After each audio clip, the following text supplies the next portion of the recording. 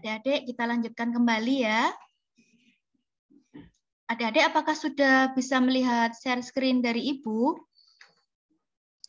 Sudah, Bu. Oke.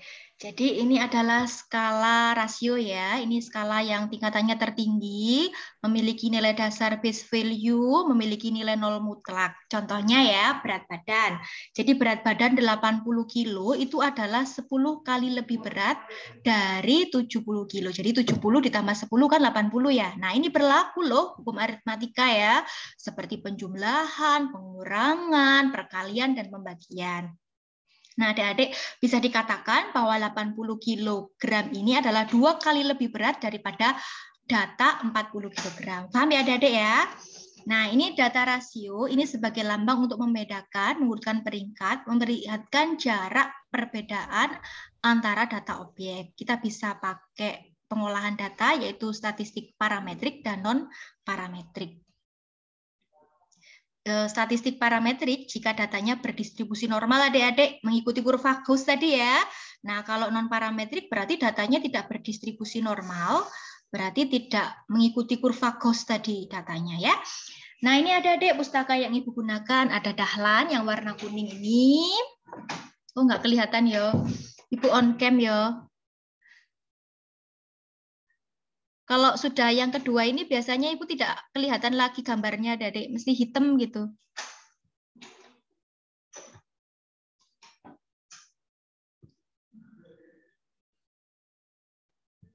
Dan juga Gosali ya, Gosali buku yang tadi Ibu perlihatkan ke adik-adik SPSS.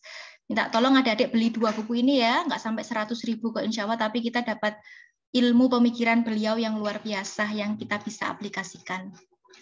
Ini adik-adik untuk praktikum online-nya bisa dikerjakan sekarang ya. Setelah kuliah ini selesai maksudnya secara berkelompok seperti biasanya, nanti jam 3 sore adik-adik presentasikannya berupa kuesioner via Google Form, jadi satu kelompok maksimal 3 orang. Nanti adik-adik sudah bisa membuat Google Form apa belum? Kalau belum nanti Ibu ajari ya habis ini ya. Yang pertama adik-adik tentukan dulu mau meneliti tentang apa ya. Kemudian setelah itu tentukan variabelnya dan skala datanya. Misalnya aku mau ngukur ini pengaruh pacaran terhadap prestasi belajar. Aku perlu data jenis kelamin. Berarti skala datanya apa adik-adik kalau jenis kelamin? Ada 4 tadi, pilih salah satu. Nominal, Bu. Iya, betul. Atributnya apa ini berarti? Tambah satu lagi ya. Atributnya apa adik-adik? Jenis kelamin itu ada berapa sih? Insert. Oke. Ada 2. Ada 2, ada 3. Apa itu 2? Perempuan laki-laki, Bu. Tambah atribut ya adik ya di sini ya. Ini adik-adik terserah variabelnya apa ya. Ini hanya contoh saja. Minimal adik-adik dapat 10 variabel lah. Nah, prodi data apa ya?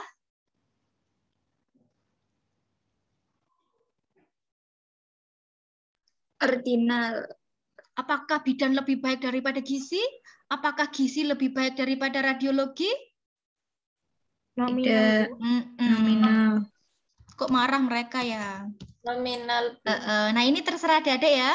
Mau gizi, mau apa, apalah. Oh. Ini isi sendiri ya, seperti ini misalnya. DLL ya. Usia data apa? Ini misalnya ya, usia data apa? Usia. Ayo, data apa itu usia? Interval, Bu. Interval. Berarti tidak ada 0 mutlak untuk usia. Ordinal. Hah? Ordinal. Rasio. Iya. 0. Sampai berapa gitu ya? Ada 10 tahun, 20 tahun gitu. Betul Mbak Ana, untuk usia ini kita bisa jadikan data, ini kan sebenarnya data rasio ya, data mentahnya ya, kita bisa kelompokkan menjadi usia, kita bisa ordinalkan gitu maksudnya ya. Jadi misalnya kalau 0 sampai 3 tahun itu baduta gitu ya. Bayi di bawah baduta, bayi di bawah 2 tahun ya, misalnya 0 sampai 2. Itu kita bisa jadikan data ordinal gitu ya. Misalnya 3 sampai 5 anak-anak gitu ya, balita bawah 5 tahun. Itu kita bisa jadikan data tersebut sebagai data ordinal gitu ya, Mbak. Aslinya sebenarnya rasio, tapi kita bisa jadikan data ordinal gitu. Oh iya, jadi kuesionernya jadi adik-adik buat ini dulu ya, buat nomor, variabel, skala data, dan atributnya. Kemudian adik-adik buat kuesionernya, sebarkan kuesionernya, harus dapat data minimal 30 orang ya. Temannya siapalah, pokoknya disebarkan lewat media sosial. Kemudian untuk pengolahan datanya kita praktikumkan minggu depan ya. Ini minggu depan adik-adik saya harapkan ada perwakilan kelompok yang bisa ke Malang ya, 1 orang, bawa 2 buku tadi, bawa laptop ya adik-adik ya, karena Ibu mau memberikan file SPSS, Ibu mau berikan pandu adik-adik untuk menginstalnya sampai cara menggunakannya ya. Gitu. Ini Ibu kasih contoh kuesioner yang sudah Ibu lakukan dulu ya. Ibu pernah penelitian, terus pakai kuesioner gitu ya. Adik nanti juga harus bisa buat kuesioner. Untuk penelitiannya terserah adik-adik, variabelnya terserah adik-adik yang adik-adik sukai, yang adik-adik minati gitu ya. Kuesionernya teman-temannya saja, nanti respondennya, anak stikes gitu aja sudah boleh. Kalau teman SMA-nya dulu boleh. Ini ya, jadi buka form ya adik-adik ya, Google Form ya. Google Form. Adik-adik sudah bisa apa belum? Nanti adik-adik sudah lebih pintar dari Ibu. Sudah, Bu. Ya? Sudah, Bu. Oh, sudah. Berarti nggak usah diajari ya? Tidak apa-apa belajar. Di contohnya aja, Bu. Oh iya, contohnya ya. Adik-adik sudah sering buat Giform, Dek? Sudah sering membuat Google? Enggak sering, tapi pernah. Iya, Bu. Acara apa itu buat Giformnya? Dalam rangka apa? Dalam rangka perekrutan anggota itu UKKI. Oh gitu, wah keren ya adik-adik ya.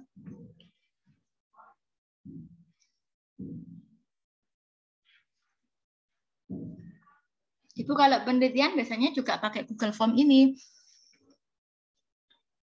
Kalau buat soal ujian ke adik-adik juga pakai Google Form ini juga. Enak, nanti kita langsung dapat Excel ya adik-adik ya.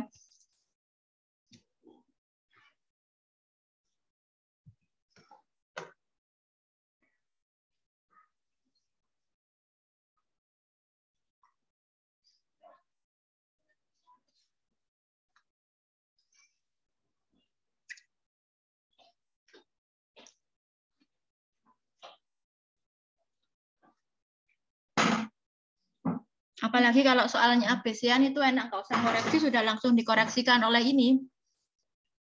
Nah ini ada ya contoh dari kuesioner. Jadi ini Ibu meneliti tentang pengetahuan sikap perilaku remaja di mana ini? Nggak kelihatan ya? PT-nya nggak jalan. Oh nggak jalan. Bentar ya. Jadi yang Ibu share screen bukan PPT, melainkan formulir dari Google Form. Apakah sudah terlihat adik-adik share screen dari Ibu? Belum, Bu. Belum? Udah, Bu. Udah. Oh, alhamdulillah sudah bisa terlihat ya. Jadi adik-adik kasih judul dulu ya.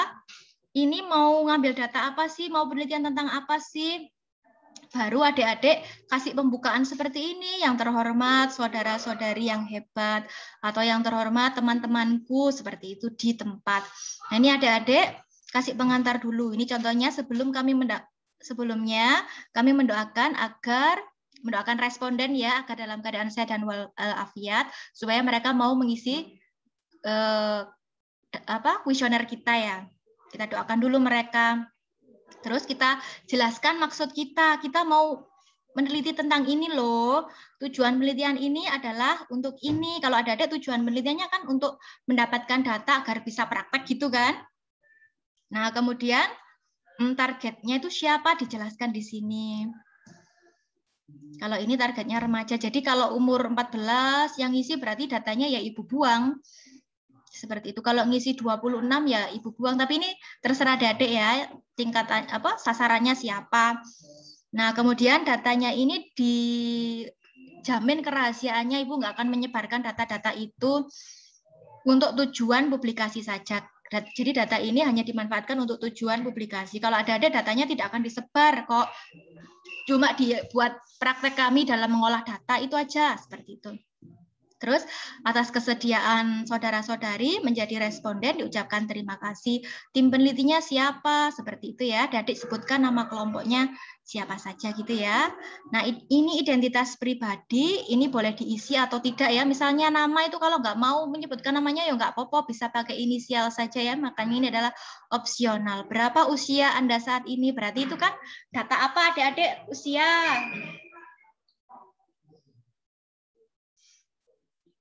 Rasional. Iya, data rasio ya. Jadi mulai 0, 10, 20 itu seperti itu ya. Nanti adik-adik juga buat ini. Tapi sebelum buat ini buat tabel yang tadi ya. Untuk mendeskripsikan, makanya itu kan perlu 3 orang untuk mendiskusikan kudu data rasio itu data nominal. Nah, itu saling berdiskusi apa argumennya, apa alasannya gitu ya. Selanjutnya, apakah jenis kelamin Anda? Ini data apa adik-adik jenis kelamin? Nominal. Betul sekali. Atributnya ada perempuan dan laki-laki. Kabupaten atau kota tempat tinggal Anda saat ini, data apa ini adik-adik?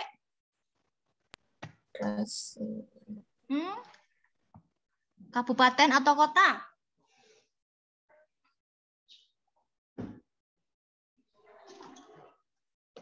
Ini harus bisa, soalnya adik-adik nanti pas skripsi itu harus bisa menentukan, oh dataku ini data nominal, oh dataku ini data ordinal, oh dataku ini data rasio, alasannya ini harus bisa mengidentifikasi seperti itu. Adik-adik ini belajarnya kita di sini. Ayo, kabupaten atau kota tempat tinggal tergolong data apa ya?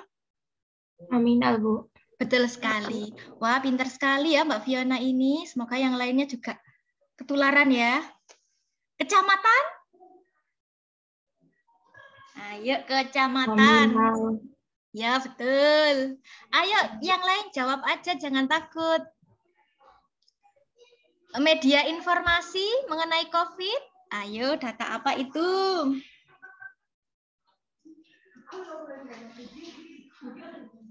Ayo, data apa? Ayo. Nominal. Betul. Yang lain, yang lain? Pendidikan terakhir yang ditamatkan. Mbak Damai, data apa ini pendidikan terakhir? Nominal. Ada jenjangnya kan? Iya, betul sekali Mbak Damai. Ordinal. Uang saku. Sebenarnya ini data apa, Dek, sebenarnya? Huh? Rasio. Iya, sebenarnya data rasio, tapi Ibu jadikan data apa? Iki sampai iki sampai iki sampai iki berarti data apa? Ibu jadikan data apa? Huh? Ordinal. Iya, betul sekali ya. Nanti adik-adik tentukan sendiri ya. Mau meneliti variabel apa, skala datanya apa, atributnya apa. Ini sebenarnya data rasio tapi tak ordinal no boleh ya. Boleh sekali. Nah, kalau ini ada adik gejala pengetahuan, gejala klinis. Jadi ini sebenarnya pengetahuannya ini kan ada banyak sekali. Ada 10 pertanyaan gitu ya. Nanti kalau salah dikasih nilai 0, kalau betul dikasih nilai 10, terus dikalikan gitu ya, dikalikan jumlah benarnya. Berarti data apa itu ada, Dek? Pengetahuan. Halo adik-adik. Sebenarnya data apa sebenarnya? Sebelum data ordinal, data apa untuk pengetahuan? Skornya 0 sampai 100 soalnya. Rasio, Bu. Iya, betul. Tapi bisa diordinalkan ya adik-adik ya. Sikap. Tidak tahu, tidak setuju, sangat setuju. Berarti apa ini adik-adik? Data apa skalanya?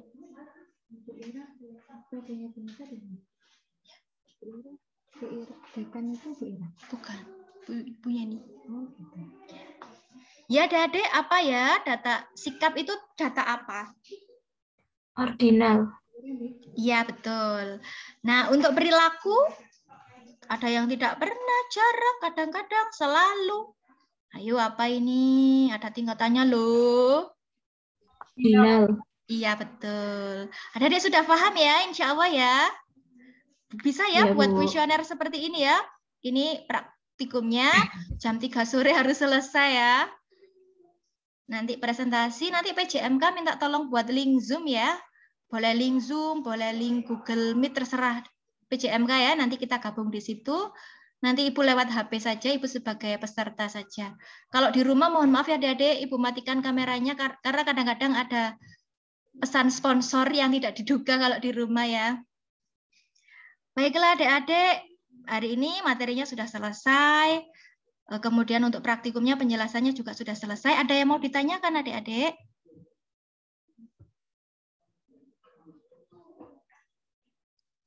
Saya Bu mau tanya. Iya, silakan Mas Dodi. Soal kuesioner ini kan nanti pasti ada ditanyakan tentang kevalidan data.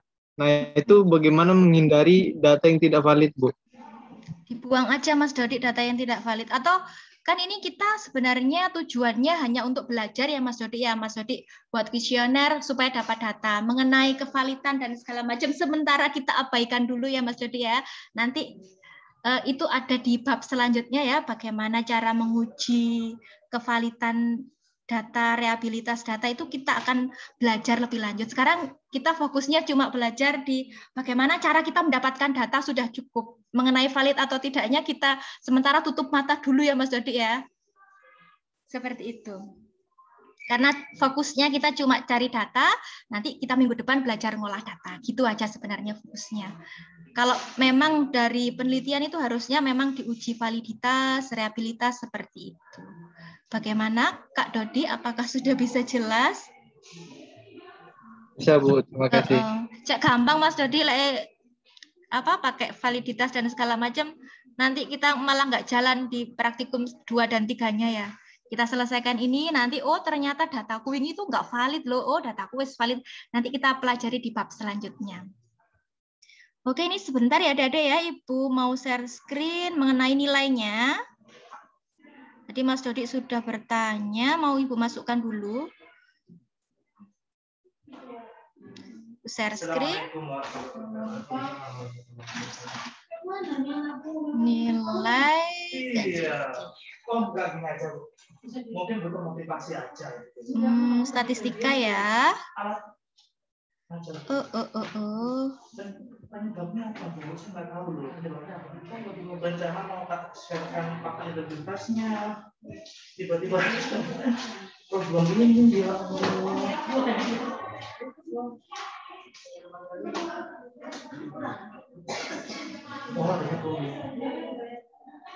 Nah ini ya statistika. Oke, Ibu absen dulu ya untuk nilai kehadirannya. Sebentar. ya Allah. Copy.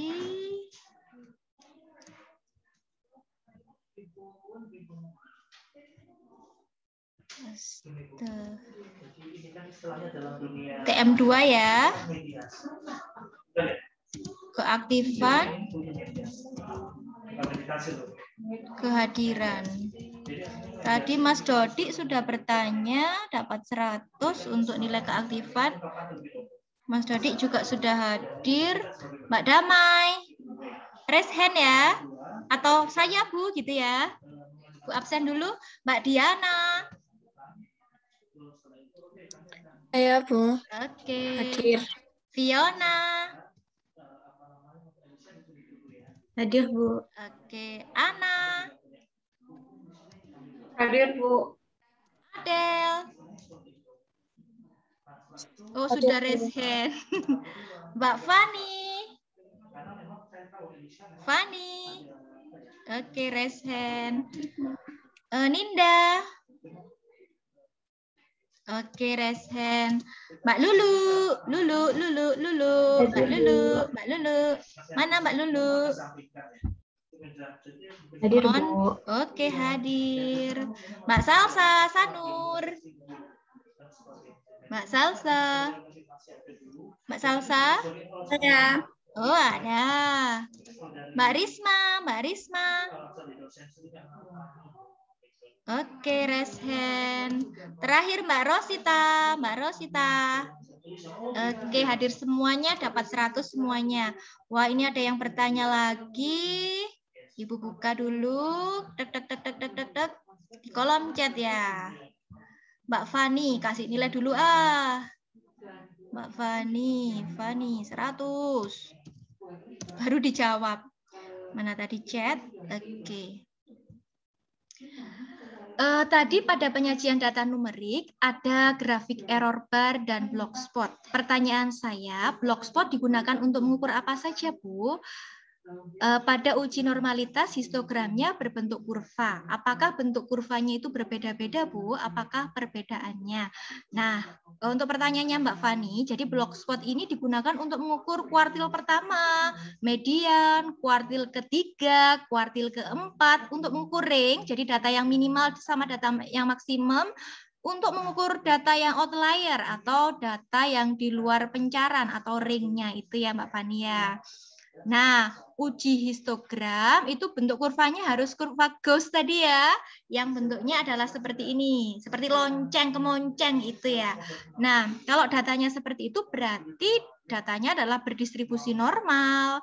Nah, kalau datanya kurvanya nggak seperti itu, berbeda, berarti datanya tidak berdistribusi normal. Gitu Mbak Fani. Mbak Fani bagaimana? Apakah sudah jelas?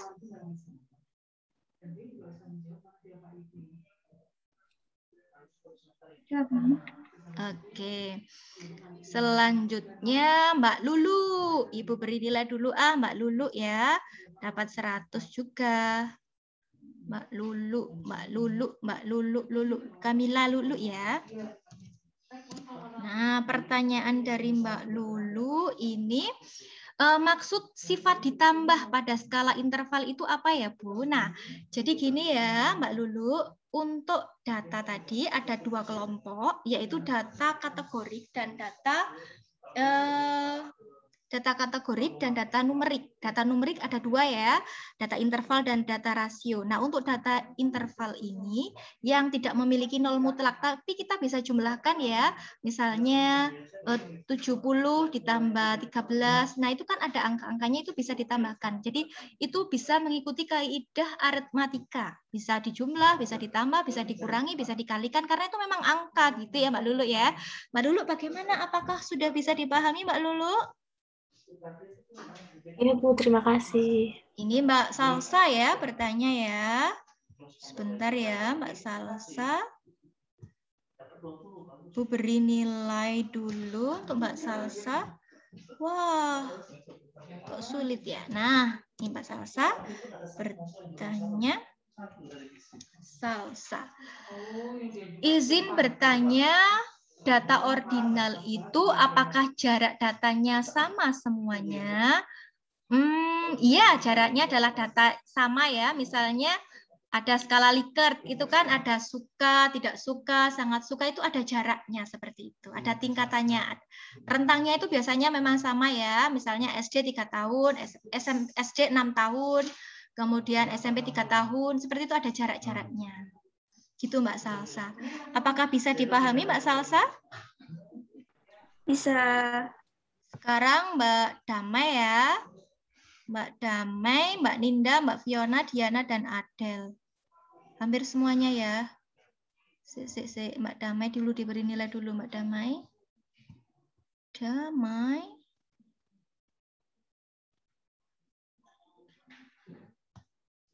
Damai nomor 1 ya. Apa tadi pertanyaannya Mbak Damai? Ibu lihat lagi.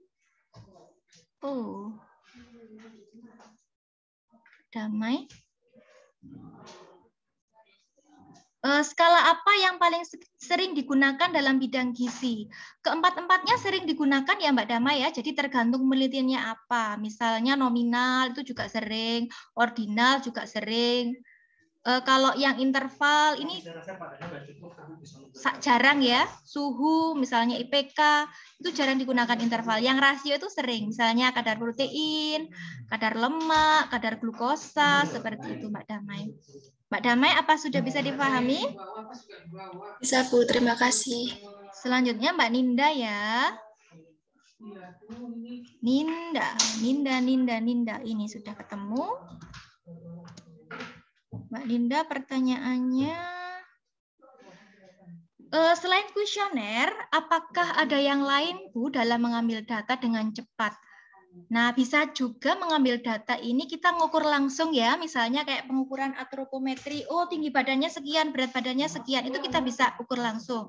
Bisa juga kita ke laboratorium, misalnya mengukur kadar air, mengukur volume, mengukur panjang, lebar, seperti itu. Jadi, kuesioner ini adalah salah satu teknik dalam pengambilan data. Selain itu kita bisa mengukur langsung ya, misalnya mengukur berat, panjang, suhu, dan lain-lain. Gitu Mbak Ninda ya, bisa dipahami Mbak Ninda?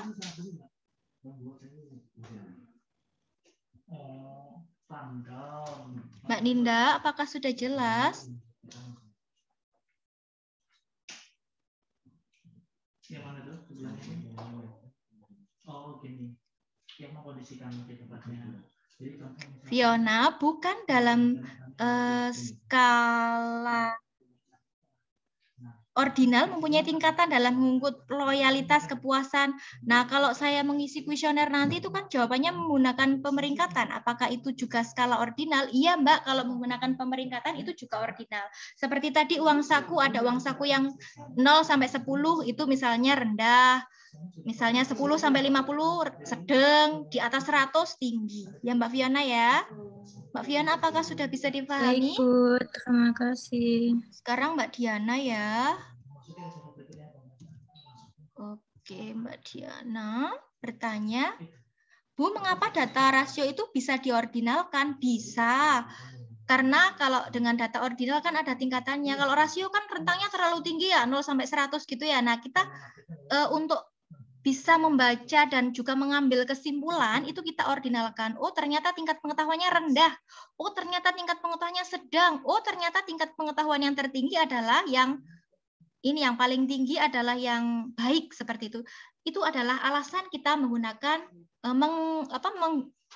itu alasan kita membuat data rasional menjadi data ordinal, supaya lebih mudah dalam mengambil kesimpulan, mengambil kebijakan gitu ya, dibandingkan dengan data rasio yang tingkatannya itu sangat luas rentangnya. Jadi kita berikan tingkatan-tingkatannya biar kita bisa mengambil kesimpulan dengan mudah dan mengambil kebijakan gitu.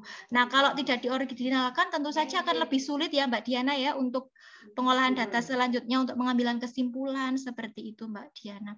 Mbak Diana, apakah sudah bisa dipahami?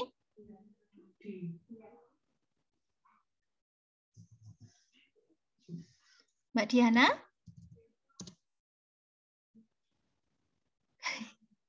Adik-adik bisa mendengar suara Ibu? Halo? Bisa. Oke. Bisa, Sekarang Kak Adel ya. Nah, Bu, dalam penelitian selain memakai kuesioner, dalam penelitian kan ada kelemahan saat mengambil data dengan menggunakan kuesioner. Ini maksudnya bagaimana Mbak Adel? Ibu kok nggak paham ya dengan pertanyaannya? Maksudnya apakah kelemahan data menggunakan kuesioner gitu ah?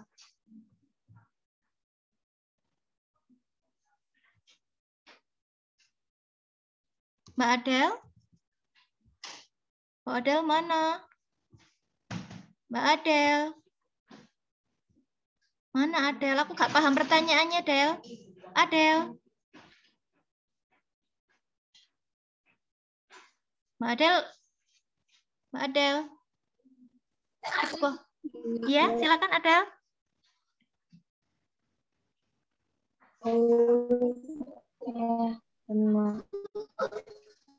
Sinyalnya jelek. Oh, sinyalnya jelek. Nanti Mbak Adel tulis di grup WA ya, di WA grup ya. Pertanyaannya maksudnya gimana? Ibu kurang paham. Mbak Rosita? Izin bertanya, bagaimana solusi jika pemetaan data tidak terstruktur dengan baik? Nah, ini juga Ibu kurang paham pertanyaannya.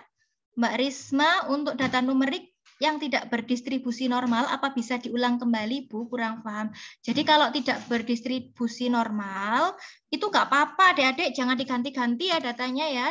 Datanya itu apa adanya nggak apa-apa. Kalau nggak berdistribusi normal, berarti kita pakai aja statistika non-parametrik. Aku mau tetap kekeh, Bu, distribusi normal, Bu, boleh. Itu bisa ditransformasikan ya datanya, kita ada transformasi data. Gitu, Mbak Risma ya. Kalau mau ngulang penelitian, monggo, tapi waktunya, biayanya lagi akan lebih besar lagi. Kalau nggak mau ngulang, ya sudah, dua pilihan tadi ya, pakai aja statistika non-parametrik atau pakai transformasi data. Gitu, Mbak Rosita. Oke, ini semuanya sudah dapat nilai, cuma Ibu masih belum bisa menangkap pertanyaan dari Mbak Rosita dan Mbak Adel. Nanti bisa chattingan di grup WA ya. Selanjutnya adalah kesimpulan apa yang kita ambil dari pelajaran ini adik-adik. Hari ini kita belajar apa sih? Siapa yang mau menyimpulkan? Ya, Bu. Silahkan. Pengukuran adalah angka atau simbol diletakkan pada karakteristik atau properti suatu stimuli sesuai dengan aturan atau prosedur yang telah ditetapkan. Pengertian data itu sendiri yaitu sekumpulan informasi yang diperoleh dari pengamatan. Variabelnya ada variabel bebas, terikat, moderator atau intervening, perancu, kendali atau kontrol, dan rambang. Skala pengukuran dibagi menjadi 4, nominal, ordinal, interval, dan rasio. Jenis skalanya nominal seperti laki-laki, perempuan, tempat tinggal, media informasi. Ordinal seperti pangkat TNI Mayor, Kapten, Letnan, dan uang saku. Interval seperti suhu, rasio seperti umur. Sudah, Bu. Sudah. Nah, adik-adik ada yang bisa menjelaskan kembali pengertian data-data nominal, data ini kategorik apa saja? Ayo, jadi ada data kategorik, ada data numerik ya. Data deskriptif kategorik apa saja bisa dikemukakan, disimpulkan. Siapa yang mau menyimpulkan?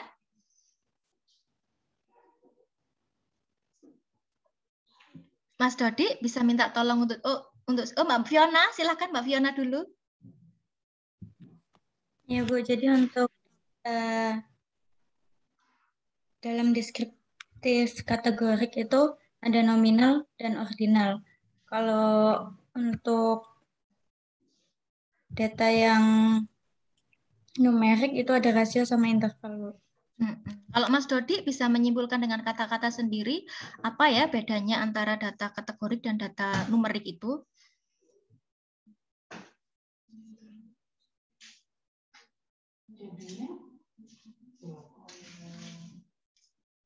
Mbak Rosita bisa menyimpulkan bedanya data numerik dan data kategorik? Mbak Lulu, Mbak Ninda, Mbak Diana, Mbak Ana, Mbak Salsa, Mbak Risma, Mbak Damai. Ya, silakan Salsa. Kalau yang kategorik itu mempunyai kategori. Terus jumlah kategorinya itu dikotom atau 2 kategori. Terus kalau yang numerik itu tidak punya kategori. Iya, betul sekali. Nah, tadi kan dikatakan data kategorik ada 2 ya, nominal sama ordinal. Apa sih bedanya nominal dengan ordinal ini? Ayo, siapa yang mau jawab? Bedanya nominal dengan ordinal apa ya? Apa bedanya nominal dan ordinal? Kalau sederajat, apa itu yang sederajat? Skala data apa yang sederajat? Nominal, Bu. Iya, betul. Kalau ada tingkatannya? Berarti nggak sederajat lagi ya.